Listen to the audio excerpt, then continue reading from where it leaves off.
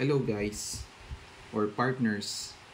So tonight binabasa namin ng asawa ko yung Atomy DNA.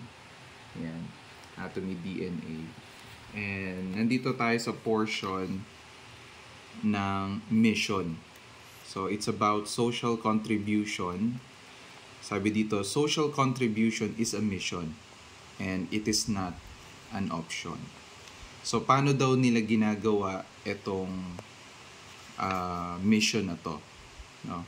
And especially sa mga partners natin na already part of this movement, no? Or this system. Sabi dito, sharing is more than just an act of human will. The inclination to share, the warmth of compassion and empathy are a gift from God. So our role is simply to understand the mission assigned to us and bring it to fruition or magbunga.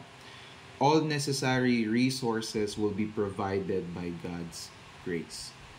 So of course, personal zeal and sincerity are also important, but in the end, it must be understood that God is the one who moves and executes our will. So we must be ready and willing to respond to our calling. Sabi dito, sharing is God's will and a form of grace for us, and it teaches the heart of the giver as much as the receiver. So a higher level of love can be experienced simply by giving to others. So hindi lang talaga pagkita ang nandito sa Atomy. No, when you are part of this Atomy system, no, isa sa mga character na dapat meron ka is the love to share. Kasi sabi dito, a higher level of love can be experienced simply by giving to others. So if there's a motivation that you should have, it should be the love for others. It should be the care for others. No?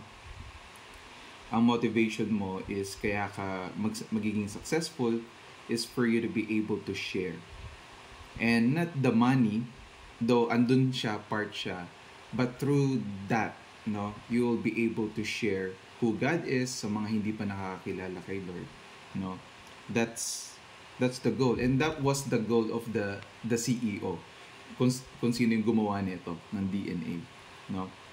Sabi dito, it is God's plan to help us realize that there are things more valuable than material wealth. Kung ano yung natatanggap mo.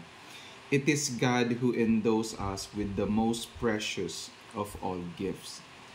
Those who look beyond material things and seek the righteousness of God's kingdom will achieve pure happiness.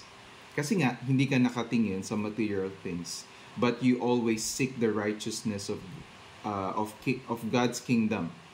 So we must not doubt God's love, but should focus on the mission bestowed upon us. It is our mission to follow God's will and build His kingdom on earth. Yeah, so it's a reminder for us na kung bakit natin gusto maging successful, it's not for us to brag kung ano man yung ma-achieve natin. No? Again, it's beyond material things. But our motivation is to share God's love to others. Ayun lang, partners. Adya-adya.